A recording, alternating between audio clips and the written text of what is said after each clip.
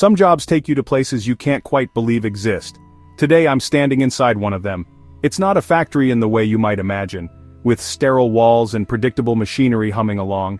This place is more like a cathedral, a vast, cavernous space dedicated to giants. The air itself feels ancient, thick with the scent of pine, cedar, thyme.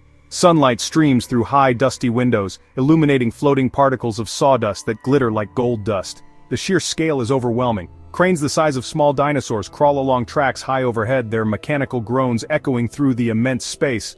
All around me are the reasons for this grand scale: trees. But these aren't your average backyard oaks. These are titans, logs so wide you couldn't wrap your arms around them with 3 other people. These logs are the fallen kings of forgotten forests, some of which have stood silent for over 1,000 years. Think about that for a second. 1,000 years. These trees were saplings when Vikings were sailing the seas, and castles were just starting to dot the European landscape. They have weathered a millennium of storms, fires, changing seasons. The journey for these ancient trees begins long before they reach the factory floor. They arrive on the backs of specialized logging trucks, each one straining under the immense weight of a single colossal log. Watching one of these trucks pull into the yard is a sight to behold. Tires bulge, the engine groans, and the whole rig moves with a slow, deliberate caution. These aren't just logs, they're precious cargo, each one representing a piece of natural history. The drivers who haul them are experts in their own right, navigating treacherous roads, carefully balancing loads that can weigh upwards of 40 tons. Their arrival is the first step in a long and complicated process, handled with precision usually reserved for moving priceless artifacts. Once in the yard, the real heavy lifting begins. A massive overhead crane guided by an operator perched in a tiny cab high above, descends with its giant mechanical claw. This machine, called a grapple loader, is the undisputed king of the log yard. It moves with a surprising grace for something so enormous. The operator skillfully maneuvers the claw, grabbing a log that could easily crush a car and lifting it effortlessly into the air. Entering the main processing building, the first thing you encounter is the head rig. This is where the titans meet their match. The head rig is the heart of the mill, an enormous machine designed to make the initial cuts into these massive logs. A log is loaded onto a moving carriage, a platform that looks like a small train car.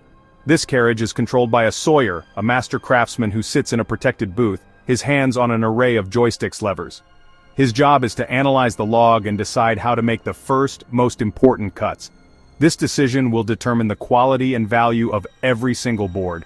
It's a job that requires years of experience and an almost intuitive understanding of wood.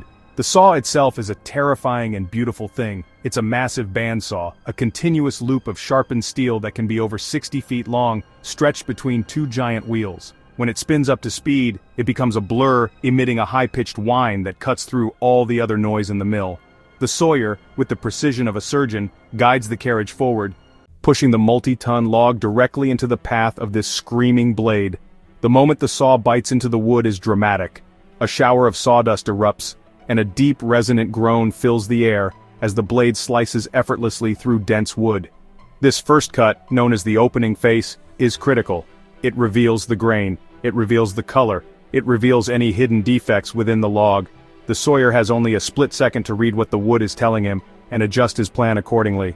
He'll rotate the log on the carriage, make another cut, and then another, squaring the log into a massive rectangular block called a cant. It's a process of revealing the potential hidden inside. Each pass of the blade is a calculated risk, a balance between maximizing the yield of high-quality lumber and avoiding the knots and imperfections.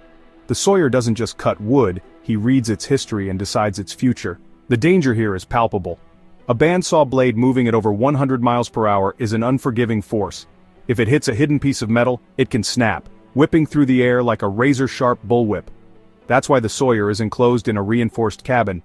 As the freshly cut boards come off the resaw, they move along a conveyor system to the grading station. This is a less noisy but no less important part of the mill. Here, skilled workers known as graders inspect each and every piece of lumber. Their job is to read the wood. They are experts in the language of grain knots color. With a quick glance, a grader can assess the quality of a board, identify its species, determine its best potential use. It's a job that can't be done by a machine because it requires a human eye and a deep understanding of the subtleties of wood that has been cultivated over years of hands-on experience. A grader looks for a multitude of things. They check for the density of the growth rings. The closer the rings, the older and stronger the wood. They examine the grain pattern. Is it straight and clear, ideal for structural beams? Or is it figured and burled, perfect for high-end furniture or decorative veneers? They also look for defects. Knots, while sometimes beautiful, can be structural weaknesses. Cracks called checks can form as the wood dries. The grader marks each board with a special crayon, using a series of codes and symbols to indicate its grade, its dimensions, and any special characteristics. Freshly cut or green lumber contains a high percentage of water. If used in this state, it would warp, twist, and crack as it slowly dries. To make the wood stable and usable for construction or fine woodworking, this moisture must be removed in a slow and controlled manner. This is where the kiln comes in. The stacks of freshly cut lumber are carefully loaded onto carts and rolled into massive building-sized ovens. These kilns are the quietest part of the mill, but in many ways, they are where the most delicate and critical transformation takes place.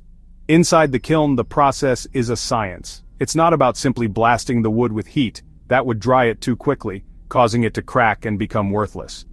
Instead, the temperature and humidity inside the kiln are precisely controlled over a period of weeks or sometimes even months for very thick slabs of wood. Fans circulate the air to ensure even drying, and sensors constantly monitor the moisture content of the wood.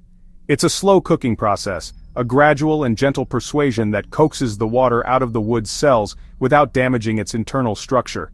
The kiln operator is part scientist, part chef, following a specific recipe for each species and thickness of wood. If the head rig is the heart of the mill, then the network of conveyor belts is its circulatory system. This sprawling metallic labyrinth snakes its way through the entire facility, a complex web of rollers chains belts that keeps the river of wood flowing.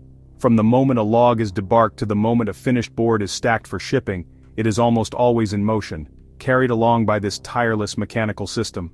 It's a dizzying and hypnotic sight, watching thousands of pieces of wood of all shapes and sizes moving in different directions, crisscrossing over and under each other on their way to the next stage of processing. The whole factory pulses with this constant automated movement. Navigating this world is a job in itself. Workers known as off-bearers or pullers are stationed at key points along the conveyor lines. Their job is to guide, sort, and redirect the flow of lumber. Armed with a tool called a picaroon, which is essentially a long stick with a sharp metal hook on the end, they snag boards as they fly by, pulling them onto different belts according to their grade or size. For all the awe-inspiring machinery, the massive saws, and the automated conveyors, the most important component in this entire operation is the human element. The men and women who work here are the true masters of the mill.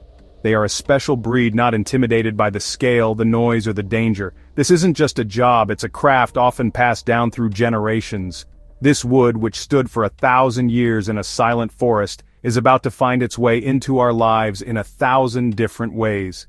Some of this wood will become the structural backbone of magnificent buildings. Its incredible strength and density make it ideal for large beams and posts that will support homes. They will be bought by artisans and craftspeople, furniture makers, luthiers, woodturners, who will transform them into works of art. A single, beautifully figured slab might become a dining room table, where a family will gather for holiday meals for the next 100 years. A small, flawless block might be carved into a violin. Its dense, aged fibers produce a resonance and tone that simply cannot be replicated with younger wood, and so, the cycle continues. A tree that lived for a millennium is not gone. It has simply changed form, its legacy preserved in the everyday objects that enrich our lives.